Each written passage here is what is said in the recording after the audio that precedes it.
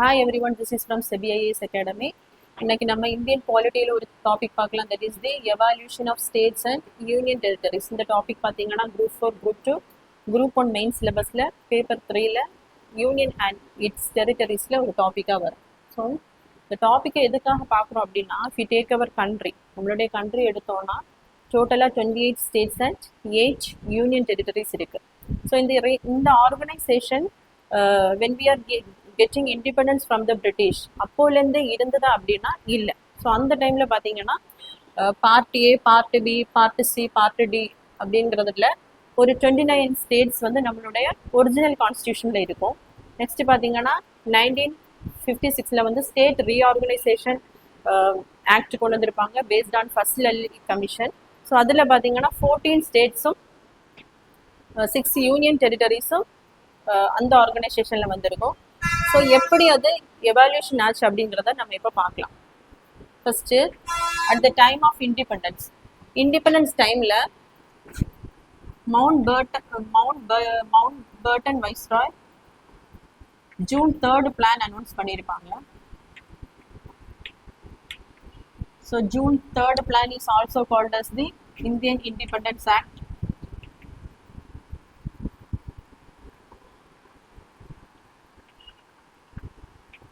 Indian Independence Act or Mountbatten Plan.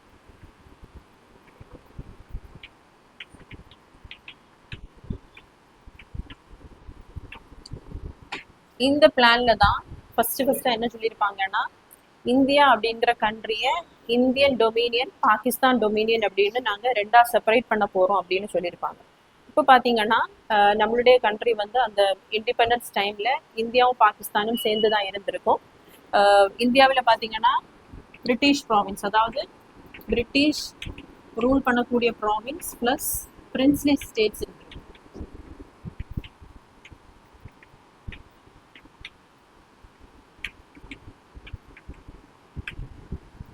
So after this June 3 plan இந்த princely ஸ்டேட்ஸுக்கு வந்து ஒரு ஆப்ஷன் கொடுத்துருப்பாங்க. என்னன்னா, either they can join India, either they can join Pakistan, or else they can act as independent.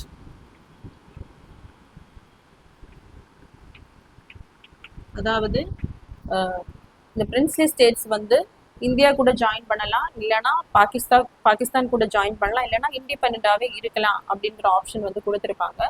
டோட்டலாக அந்த independence டைமில் British, Indian and Pakistan டொமினியனை சேர்த்து டோட்டலாக 565 பிரின்ஸ்லி ஸ்டேட்ஸ் வந்து எடுத்திருப்பாங்க. 565 பிரின்ஸ்லி ஸ்டேட்ஸ். ஸோ இந்த ஆப்ஷன் கிடைச்சதுக்கப்புறம் இதில் 13 மெம்பர்ஸ் என்ன பண்ணியிருப்பாங்கன்னா, ஆல்ரெடி அவங்க பாகிஸ்தான்ல இருந்திருப்பாங்க, பாகிஸ்தான் கூட ஜாயின் பண்ணியிருப்பாங்க. இல்லை பேலன்ஸ் 552 மெம்பர்ஸ். இந்த 552 மெம்பர்ஸில் 549 வந்து வில்லிங்காகவே இந்தியா கூட ஜாயின்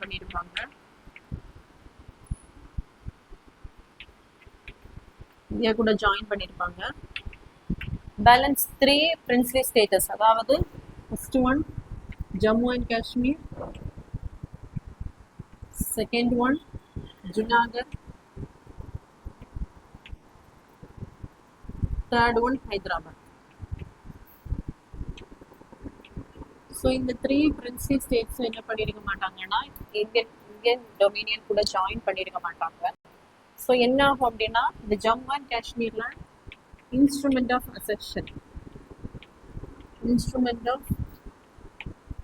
அக்செஷன், அதாவது பாகிஸ்தான்ல இங்க பழங்குடியின மக்கள் இங்க படையெடுத்து வந்திருப்பாங்க. ஸோ இந்த ராஜா அங்கே இருக்கக்கூடிய பிரின்ஸ்லி ஸ்டேட்ஸோட ஹெட் யாருன்னு பார்த்தீங்கன்னா ராஜா ஹரி சிங். இவங்க அப்போ இந்தியா கிட்ட ஹெல்ப் கேட்டிருப்பாங்க. ஸோ இந்தியா வந்து என்ன பண்ணியிருப்பாங்கன்னா, அவங்க சப்போர்ட் பண்ணி அந்த இன்ஸ்ட்ருமெண்ட் ஆஃப் அக்செஷன் மெத்தட்ல தான் ஜம்மு அண்ட் காஷ்மீர் இந்தியா கூட ஜாயின் பண்ணியிருப்பாங்க. நெக்ஸ்ட் ஜுனாகத் வந்து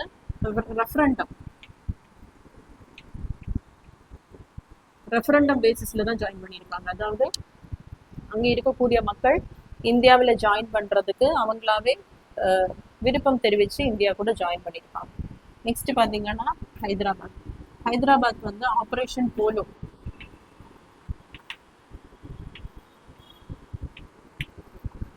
ஸோ இவங்க வந்து நிறைய ஆயுதங்களை வந்து பாகிஸ்தானுக்கு சப்போர்ட்டாக ஹைதராபாத்தில் அந்த பிரின்ஸ்லி ஸ்டேட்டோட ஹெட் வந்து குவிச்சு வச்சிருப்பாங்க.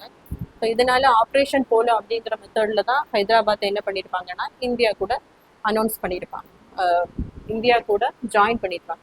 ஸோ அப்படி பிரின்ஸ்லி ஸ்டேட்ஸ் அண்ட் பிரிட்டிஷ் ப்ராவின்ஸையும் சேர்த்ததுக்கப்புறம் அதை வந்து என்ன பண்ணியிருப்பாங்கன்னா ஸ்டேட்ஸாக செப்பரேட் பண்ணியிருப்பாங்க. Part A, part B, part C and part D. Part ஏல பார்த்தீங்கன்னா முன்னாடியே பிரிட்டிஷ் டைரக்டா ரூல் பண்ண ப்ராவின்ஸை பார்ட் ஏல வச்சிருப்பாங்க. ஸோ இது பார்த்தீங்கன்னா நம்மளுடைய ஒரிஜினல் கான்ஸ்டியூஷன்ல பார்ட் 6ல இருக்கும். நெக்ஸ்ட் பார்ட் பி ஸ்டேட்ஸ் அப்படின்னு சொல்லும்போது princely states with legislature.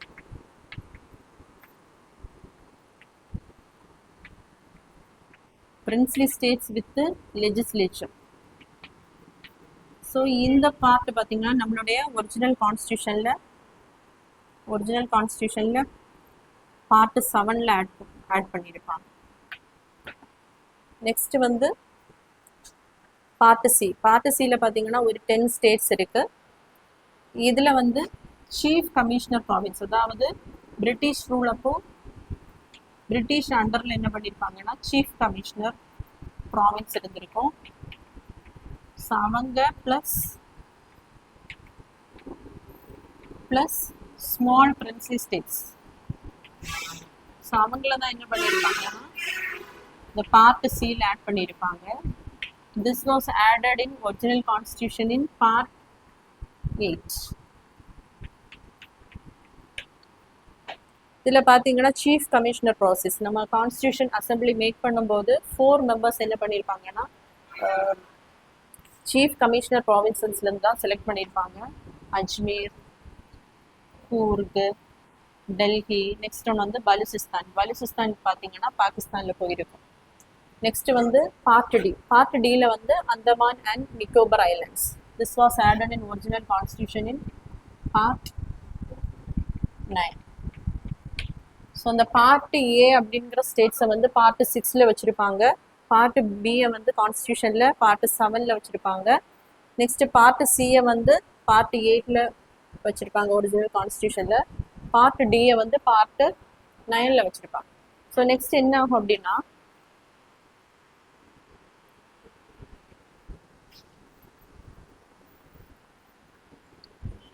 So original constitution அப்போ டோட்டலாக இருக்கக்கூடியது 29 ஸ்டேட்ஸ்.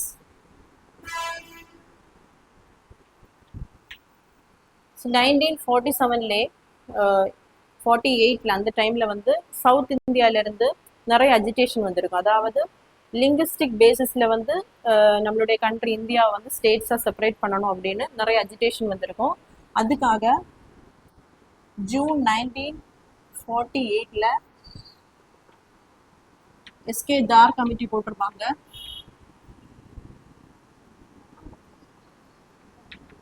ஸோ இந்த கமிட்டிக்கு வந்து எஸ்கே தார் தான் சேர்மனாக இருப்பாங்க. So it is called as the S K Dhar committee. இந்த கமிட்டி அவங்களோட ரிப்போர்ட்டை டிசம்பர் 1948ல் சப்மிட் பண்ணியிருப்பாங்க. ஸோ இவங்க என்ன சொல்லியிருப்பாங்க அப்படின்னா லாங்குவேஜஸ் பேசிஸில் வந்து ஸ்டேட்ஸ் வந்து செப்பரேட் பண்ண வேண்டாம், அட்மினிஸ்ட்ரேட்டிவ் பேசிஸில் என்ன பண்ணுங்க ஸ்டேட்ஸ் வந்து செப்பரேட் பண்ணுங்க அப்படின்னு ரிப்போர்ட் சப்மிட் பண்ணியிருப்பாங்க. Report not on language basis and on administrative basis.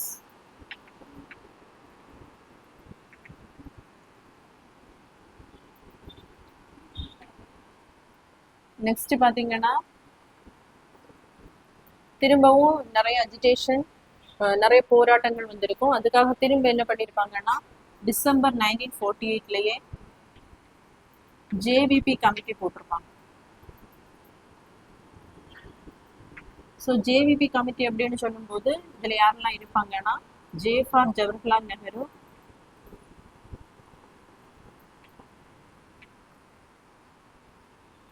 V for Vallabhai Patel,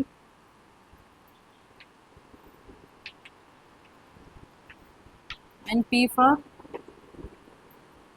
Pattabi Sitaraman.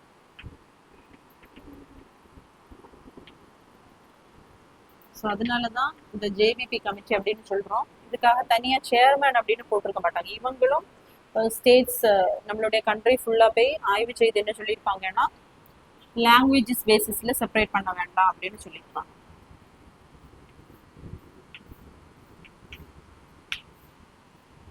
Not on languages basis, separate பண்ண வேண்டாம் அப்படின்னு சொல்லியிருப்பாங்க. நெக்ஸ்ட் பார்த்தீங்கன்னா 1952ல்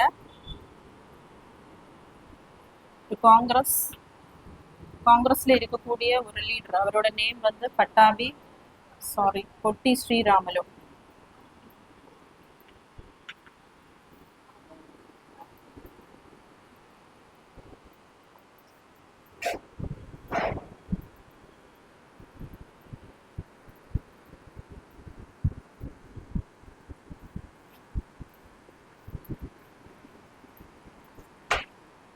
பொட்டி ஸ்ரீராமலு அப்படிங்கிறவர் வந்து ஒரு ஹங்கர் ஸ்ட்ரைக் இருந்திருப்பார். 56 டே ஹங்கர் ஸ்ட்ரைக்.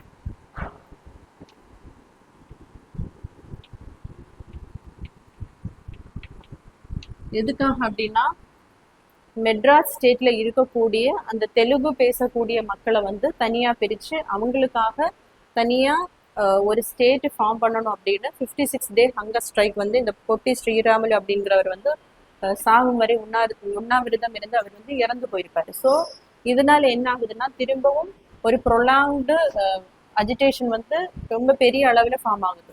ஸோ அதனால என்ன பண்ணியிருப்பாங்க அப்படின்னா, அக்டோபர் 1, 1953ல மெட்ராஸ் ஸ்டேட்ல இருந்து தெலுங்கு பேசக்கூடிய மக்களை செப்பரேட் பண்ணி ஆந்திர பிரதேஷ் அப்படிங்கிற ஸ்டேட் வந்து ஃபார்ம் பண்ணியிருப்பாங்க.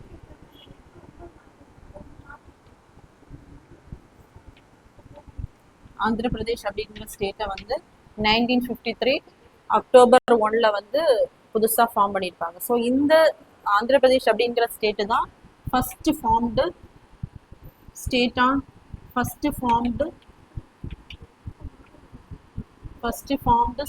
Based on linguistic basis. So அதாவது மொழியின் அடிப்படையில் முதலாக தோன்றிய ஸ்டேட் அப்படின்னா அது வந்து ஆந்திர பிரதேஷ் ஸ்டேட். ஸோ இவங்களுக்கு தனியாக ஆந்திர பிரதேஷ் அப்படிங்கிற தெலுங்கு பேசுகிற மக்களுக்கு ஆந்திர பிரதேஷ் அப்படிங்கிற ஸ்டேட் ஃபார்ம் பண்ணி கொடுத்தோன்னா எல்லா சைட்லேருந்து என்ன பண்ணுறாங்கன்னா கவர்மெண்ட்டுக்கு வந்து ப்ரெஷரை கொடுக்குறாங்க. ஸோ அதனால என்ன பண்ணுறாங்க அப்படின்னா, டிசம்பர் 1953ல ஃபசில் அலி கமிட்டி போடுறாங்க. ஃபசில் அலி கமிட்டி.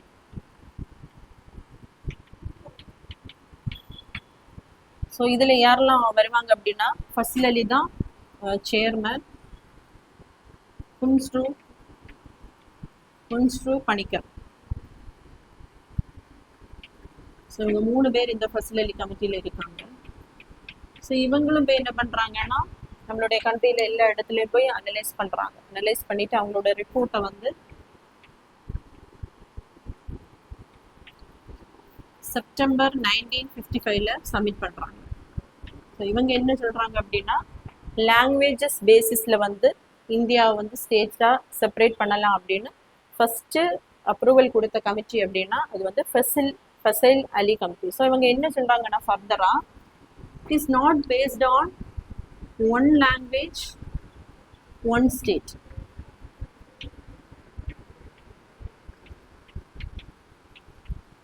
அதாவது ஒன் லாங்குவேஜ் ஒன் ஸ்டேட் அப்படிங்கிற கன்சிடரேஷனில் மட்டுமே இருக்கக்கூடாது. நம்மளுடைய கண்ட்ரியோட யூனிட்டி தான் ப்ரைமரி ஃபேக்டராக இருக்கணும் அப்படின்னு இந்த ஃபசில் அலி கமிட்டி வந்து சொல்லியிருப்பாங்க. ஸோ இவங்க 4 மேஜர் ஃபேக்டர்ஸ் சொல்கிறாங்க. ஃபர்ஸ்ட் ஒன் வந்து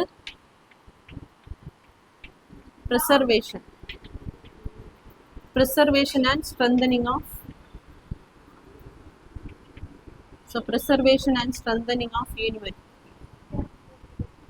unity of India.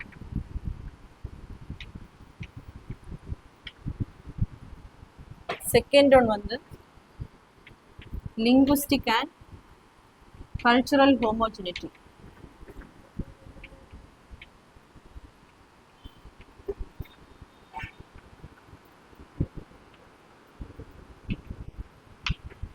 So third one பாத்தீங்கன்னா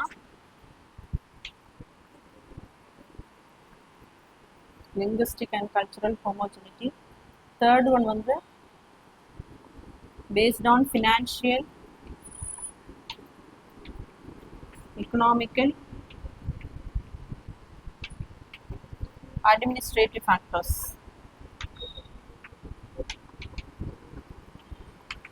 Administrative factors.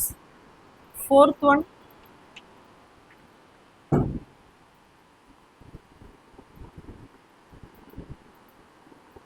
based on welfare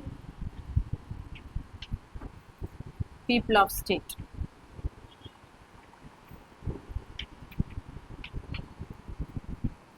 so இவங்க என்னென்ன மேஜர் ஃபேக்டர்ஸை கன்சிடர் பண்ணணும் அப்படின்னு சொல்கிறாங்கன்னா preservation and strengthening of unity, அதாவது லாங்குவேஜின் அடிப்படையில் வந்து ஸ்டேட் ஃபார்ம் பண்ணும்போது நம்மளுடைய யூனிட்டியை வந்து ப்ரிசர்வ் பண்ணுறதா இருக்கணும் அப்படின்னு சொல்கிறாங்க. நெக்ஸ்ட் வந்து லிங்குவிஸ்டிக் ஹோமோஜெனிட்டியை மட்டும் பார்க்காம கல்ச்சுரல், அதாவது ஒரு மொழி பேசுகிற மக்கள் சேம் கல்ச்சரில் இருக்காங்களா அப்படின்னு பார்த்து பண்ணணும் அப்படின்னு சொல்கிறாங்க. நெக்ஸ்ட் வந்து ஃபினான்ஷியல், அவங்களுடைய ஒவ்வொரு ஸ்டேட்டை செப்பரேட் பண்ணும்போது ஃபினான்ஷியல், எக்கனாமிக், அட்மினிஸ்ட்ரேட்டிவ் இந்த பர்பஸையும் பார்த்து செப்பரேட் பண்ணுங்க. நெக்ஸ்ட் பேஸ்ட் ஆன் மக்களுடைய வெல்ஃபேர் ரிலேட்டடாகவும் பிரிக்கக்கூடிய ஸ்டேட்ஸ் வந்து இருக்கணும் அப்படின்னு ஃபசல் அலி கமிட்டி வந்து ரெக்கமெண்ட் பண்ணுறாங்க. So based on this Fazal Ali commission state reorganisation act கொண்டு வராங்க. State reorganization, so State Reorganization Act 1956 and 7th Constitutional Amendment 1956. So State Reorganization Act அப்படின்னு சொல்லும்போது we take our Article 3ல என்ன சொல்லியிருப்பாங்க அப்படின்னா, பாராளுமன்றம் இந்தியாவில் இருக்கக்கூடிய ஸ்டேட்ஸை வந்து ரீஆர்கனைஸ் பண்ணும்போது அதற்கு சாதாரண சட்டம் போதும், கான்ஸ்டியூஷனல் அமெண்ட்மெண்ட் வேண்டாம் அப்படின்னு சொல்லியிருப்பாங்க. ஸோ அதுக்காக தான் ஸ்டேட்ஸ் ரீஆர்கனைசேஷன் ஆக்ட் கொண்டு வந்திருப்பாங்க. 7th கான்ஸ்டியூஷனல் அமெண்ட்மெண்ட் எதுக்காக அப்படின்னா, ஒரிஜினல் கான்ஸ்டியூஷனில் இம்ப்ளிமெண்ட் பண்ணும்போது part A, part B, part C, part டின்னு என்ன பண்ணியிருப்பாங்கன்னா தனித்தனியாக ஸ்டேட்ஸை வந்து ஆட் பண்ணியிருப்பாங்க. ஸோ இந்த ஸ்டேட் ரீஆர்கனைசேஷன் ஆக்ட் படி ஸ்டேட்ஸ் அண்ட் யூனியன் டெரிட்டரிஸை மட்டும்தான் என்ன பண்ணியிருப்பாங்கன்னா ஸ்ப்ளிட் பண்ணியிருப்பாங்க. ஸோ அந்த பார்ட் ஏல என்ன பண்ணியிருப்பாங்க, பிரிட்டிஷ் ப்ராவின்ஸ் வச்சுருப்பாங்க. ஸோ அதை என்ன பண்ணால் பார்ட்டை வந்து டிலீட் பண்ணி மெர்ஜ் பண்ணுறதுக்காக தான் இந்த 7th கான்ஸ்டியூஷனல் அமெண்ட்மெண்ட் 1956 வந்து கொண்டு வந்திருப்பாங்க. Based upon that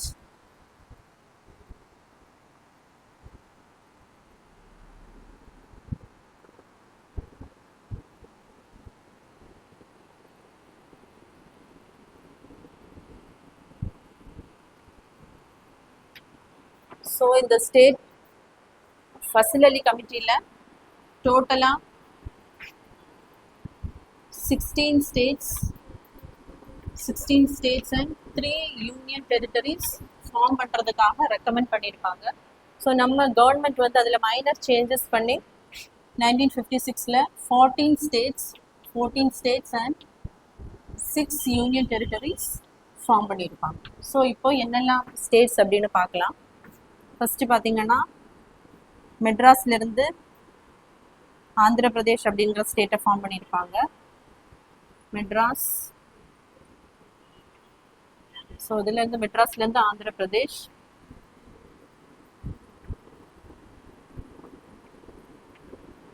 next Kerala அப்படிங்கிற நியூ ஸ்டேட்டை ஃபார்ம் பண்ணியிருப்பாங்க, கேரளா ஸ்டேட்.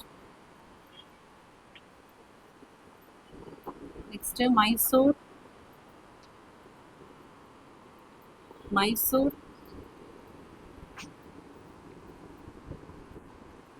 பாம்பே, பஞ்சாப், ராஜஸ்தான்,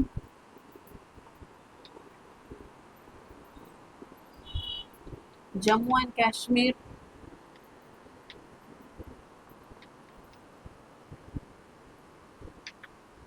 ஸோ ஈஸ்டர்னில் உள்ள எல்லா ஸ்டேட்ஸுமே ஆசாம்,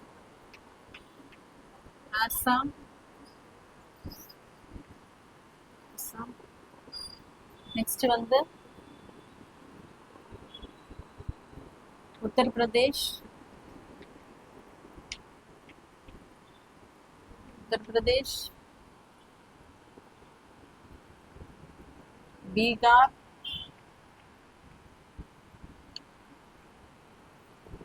மத்திய Pradesh,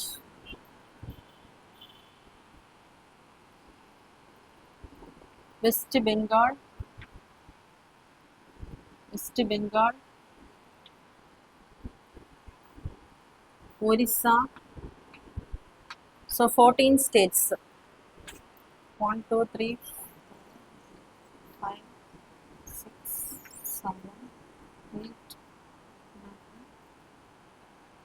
10, 11, 12, 13, 14. So based upon this States Reorganization Act 1956, 14 states வந்து ஃபார்ம் பண்ணியிருக்காங்க. And also 6 union territories. 6 union territories சொல்லும்போது first one Andaman and Nicobar, Andaman and Nicobar. Next one வந்து Lakshadweep, Amindiv and Minicoy Islands.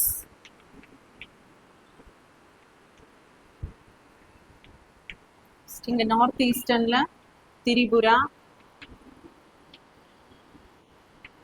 So இதுல வந்து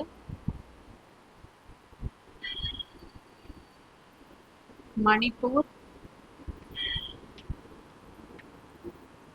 இந்த இடத்துல வந்து Delhi, Delhi. So இதுல ஹிமாச்சல் பிரதேஷ்.